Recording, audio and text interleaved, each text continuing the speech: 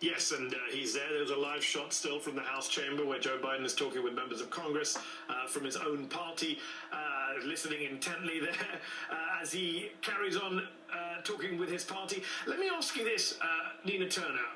Rick Wilson made the point a moment ago. Actually, let's play the clip. Rick Wilson referred to the defund the police line that Joe Biden pushed back against. Have a listen. It's become a bit of a taboo in Washington, D.C., this defund the police line, a kind of obsession in my view. But anyways, have a listen to the clip. We should all agree the answer is not to defund the police. It's to fund the police. Fund them. Fund them.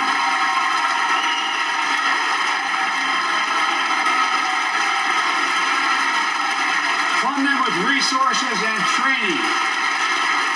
Resources and training they need to protect our communities. I ask Democrats and Republicans alike to pass my budget and keep our neighborhoods safe. The answer is not to defund the police. The answer is to fund the police. Nina, what's your reaction to that? The movement itself was really about accountability and transparency, so we can haggle over what activists on the streets had to say about the movement. I do think it is important that Democrats don't take a backseat to Republicans on this. Let me put a however out there. Keeping streets safe, keeping people safe in communities is bigger than policing. Policing is only one part of a legal system that definitely needs to be reformed, Eddie. There is no doubt about it. So from the courthouse to the streets, this country sees black and brown people and poor people from all walks of life as somehow less deserving and more criminal than anybody else. That must be dealt with. And I'm saying this as somebody, my son is in law enforcement right at this moment. So I definitely understand the impact that ensuring that there's transparency and accountability within policing. That is really what the movement is asking for. But making sure that people have jobs is part of safety. Making sure people have health care is part of safety. So there is a plethora of things that we can do to keep communities safe.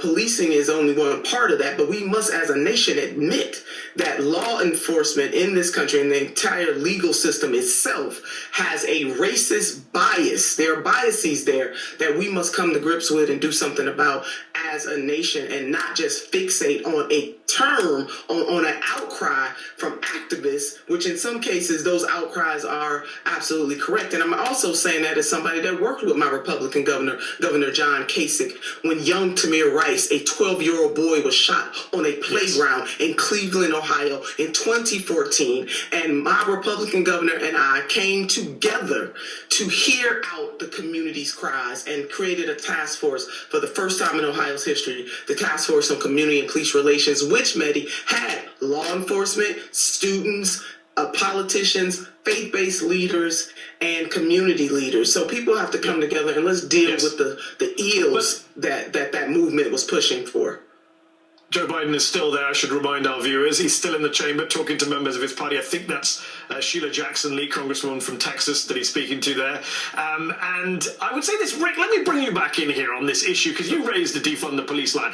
I feel like you are a very savvy guy, but when I hear you say he provided Democrats with a way of shutting this down, I mean, how many attack ads did you make for the Republican Party, which weren't based on Democratic denials, didn't care about Democratic denials? I mean, Biden has said multiple times that he doesn't support defunding the police. This was not the first time that he said it. That doesn't stop Republicans from just saying it again. It's not as the Republican Party is sitting around tonight, Rick, saying, well, Joe Biden said he doesn't support defunding the police. We must put that ad away.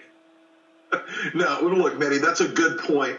But here's the thing. The Republican Party is now only about the culture war. This is a key culture war point for them, and you want to put as much friction on that as you can. You want to put as much public approbation of this kind of behavior as you can.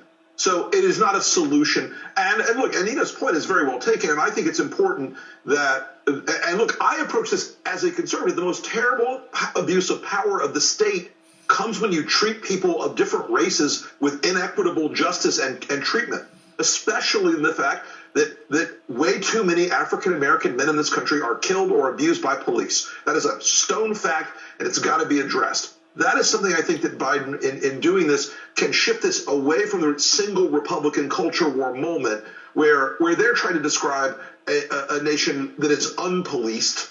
And, Jim Clyburn, of all people, not exactly a rock-ribbed Berkshire conservative, was the person who said that was one of the dumbest lines he'd ever heard. But there's a lot of ways where Biden can expand this idea where it does talk about the equities.